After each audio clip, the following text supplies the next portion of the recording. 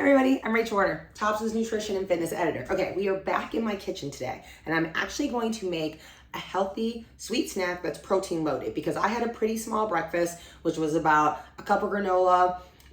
That was it, with some almond milk. And then I had a very small lunch, which was like half of a collard green wrap. So I have been on the go today. So it's mid-afternoon and I'm totally ready for a healthy snack before I work out in the early evening. But I wanted to be a little bit sweet. I'm in the mood for a sweet treat. Michelle Ganley, our communications director, was giving me a hard time the other day that my idea of a sweet treat oftentimes is just like fruit. So like dried mango or apricots or another piece of fresh fruit like apples or something. But I'm really gonna make like an actual sweet treat for you guys today. So this is a chocolate PB smoothie, but has a lower sugar content than what you would go, like let's say if you're buying one out in a restaurant. So I'm gonna show you guys how to do this real quick and easy. I started off with yogurt. Mine is cashew milk based because as you guys know, I am vegan. However, you can do this recipe with no fat or low fat yogurt. So the fat content will be lower and the calorie content some. Mine also has a little bit of vanilla sweetener already in it, so I'm not adding any other sweetener. But you can remember, if you really want the sugar content to be super low, then you can also just do a plain flavored yogurt, okay? So about a cup of that, you can double that if you're making the smoothie to share. So if you're trying to make 2 or 3 servings, increase the yogurt to 2 to 3 cups, okay?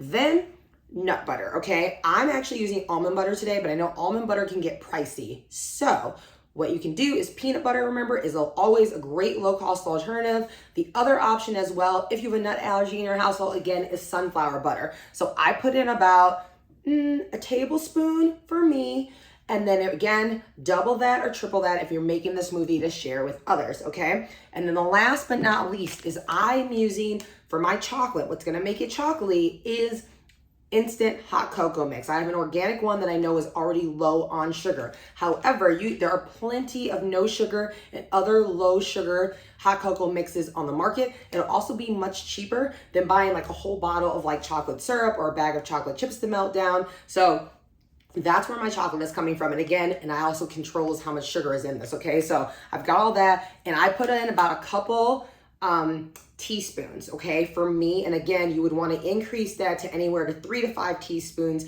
if you're going to be sharing this with others, okay? So here we go. Sliding in my top here. So this is not, I mean, it's just going to be a little bit. I just need a little bit, right? Because I'm working out in a little bit in about an hour and a half, 2 hours. So that's all going over here. Sorry it's loud.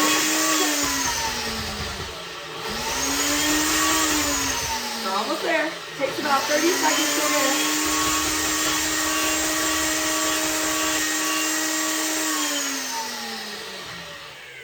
All right.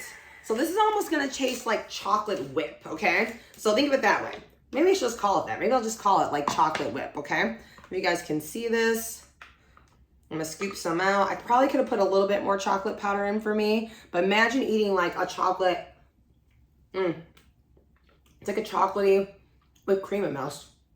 But super protein, it's sweet, but it's not overly sweet, not a lot of sugar. So we're calling this chocolate whip now, guys.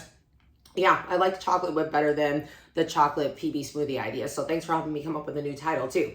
I'll be back with a new recipe later this month. You guys have a wonderful rest of the day. And remember, we're all walking toward wellness together, always.